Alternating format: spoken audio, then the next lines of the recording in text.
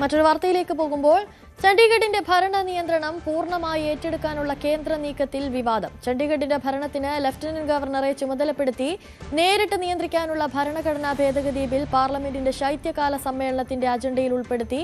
തീരുമാനത്തെ ചോദ്യം ചെയ്ത് പഞ്ചാബിലെ ഭരണ പ്രതിപക്ഷ കക്ഷികൾ രംഗത്ത് വന്നു. കൂടുതൽ വിവരങ്ങളുമായി രാകേഷ് ചേരുന്നുണ്ട്. രാകേഷ്, എന്തൊക്കെയാണ് കൂടുതൽ വിവരങ്ങൾ?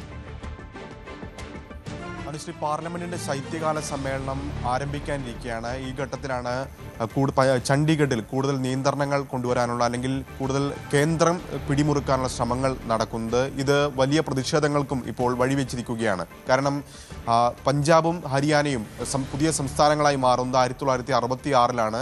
പക്ഷേ അന്ന് മുതൽ രണ്ട് സംസ്ഥാനങ്ങളും അവകാശവാദം ഉന്നയിക്കുന്നതാണ് ചണ്ഡീഗഡിന് വേണ്ടി. പക്ഷേ പൊതു തലസ്ഥാനമായി ചണ്ഡീഗഡ് തുടരുകയായിരുന്നു. ആദ്യഘട്ടത്തിൽ അത് ഒരു ചീഫ് കമ്മീഷണറാണ് ചണ്ഡീഗഡിൻ്റെ ഭരണം നിർവഹിച്ചിരുന്നെങ്കിൽ 84 മുതൽ അതിൽ മാറ്റം വന്നു. പഞ്ചാബിൻ്റെ ഗവർണർ ആരാണോ അയാളാണ് അവിടുത്തെ അഡ്മിനിസ്ട്രേറ്റർ എന്ന നിലയിലാണ് കാര്യങ്ങൾ പോരുന്നത്. അതിൽ മാറ്റം കൊണ്ടുവരാനാണ് ഇപ്പോൾ കേന്ദ്രം ശ്രമിക്കുന്നത്. അതായത് പാർലമെന്റ് സമ്മേളനത്തിൽ പുതിയ ബില്ല്, ഭരണഘടനാ ഭേദഗതി ബില്ല്, 135-ാം ഭരണഘടനാ ഭേദഗതി ബില്ലായി പുതിയ ബില്ല് അത് അജണ്ടയിൽ ഉൾപ്പെടുത്തിയിട്ടുണ്ട്. അതാണ് ഇപ്പോൾ വിവാദത്തിന് തിരികൊളുത്തിയിരിക്കുന്നത്. കാരണം ഒരു ലഫ്റ്റനന്റ് ഗവർണറെ അവിടെ നിയമിക്കാനും നിലവിൽ ലക്ഷദ്വീപിലും ഒപ്പം തന്നെ ആൻഡമാൻ നിക്കോബാറിലും ഒക്കെ തന്നെ ഉള്ളതുപോലെ നിയമസഭയില്ലാത്ത കേന്ദ്രത്തിന് നേരിട്ട് ഭരണമുള്ള ഒരു പ്രദേശമാക്കി മാറ്റുക, അതാണ് ലക്ഷ്യമിടുന്നത് കേന്ദ്ര സർക്കാർ.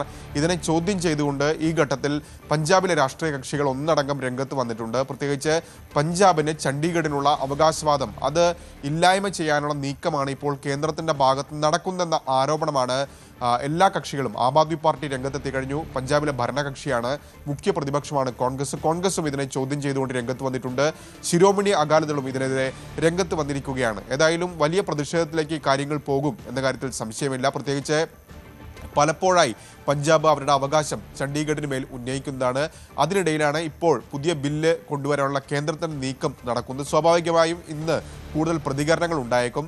നരേന്ദ്രമോദി സർക്കാർ അധികാരത്തിൽ വന്ന ശേഷം ഇതാദ്യമായല്ല ഇത്തരത്തിലുള്ള നീക്കം നടക്കുന്നത്. കാരണം 2014 മോദി സർക്കാർ അധികാരത്തിൽ വന്നതിന് ശേഷം 2016 ഇത്തരത്തിലൊരു പുതിയ അഡ്മിനിസ്ട്രേറ്ററെ കൊണ്ടുവരാനുള്ള നീക്കം അവിടെ നടത്തിയിരുന്നു. അന്ന് അൽഫോൺസ് കണ്ണന്താനത്തെയാണ് ആ സ്ഥാനത്തേക്ക് പരിഗണിച്ചിരുന്നത്. അന്ന് പക്ഷേ വലിയ പ്രതിഷേധങ്ങളുണ്ടായി. ശിരോമണി അകാലിദൾ അന്ന് NDAയുടെ പ്രധാനപ്പെട്ട സഖ്യകക്ഷിയായിരുന്നു. അന്ന് ബാദൽ അന്ന് മുഖ്യമന്ത്രിയായിരുന്ന കാലഘട്ടമാണ്. ആ സമയത്ത് അകാലിദൾ തന്നെ അന്ന് വലിയ പ്രതിഷേധം ഉയർത്തുകയും പിന്നീട് ആ നീക്കത്തിൽ നിന്ന് കേന്ദ്രം പിന്നോട്ട് പോവുകയും ചെയ്തു. ഇപ്പോൾ ഈ ഘട്ടത്തിൽ വീണ്ടും അത്തരമൊരു നീക്കവുമായി കേന്ദ്രം മുന്നോട്ട് വരികയാണ്. ഏതായാലും രാജ്യസഭയിൽ ഈ ബില്ല് കൊണ്ടുവരുമെന്ന കാര്യത്തിൽ സംശയമില്ല. കാരണം അതിൻ്റെ അജണ്ടയിൽ ഉൾപ്പെടുത്തിയിട്ടുണ്ട്. അപ്പോൾ എങ്ങനെയായിരിക്കും പ്രതിപക്ഷ പാർട്ടികൾ, പ്രത്യേകിച്ച് ആം ആദ്മി പാർട്ടിയും കോൺഗ്രസും ഒക്കെ അതിനെ നേരിടുക എന്ന് അറിയേണ്ട വിഷയമാണ്. തീർച്ചയായും വലിയ പ്രതിഷേധങ്ങൾക്ക് സഭാ നടപടികൾ പ്രക്ഷുബ്ധമാകാനുള്ള നിലയിലേക്ക് കാര്യങ്ങൾ പോകുമെന്ന കാര്യത്തിൽ സംശയമില്ല. ശരി, രാകേഷാണ് കൂടുതൽ വിവരങ്ങൾ നൽകിയത്.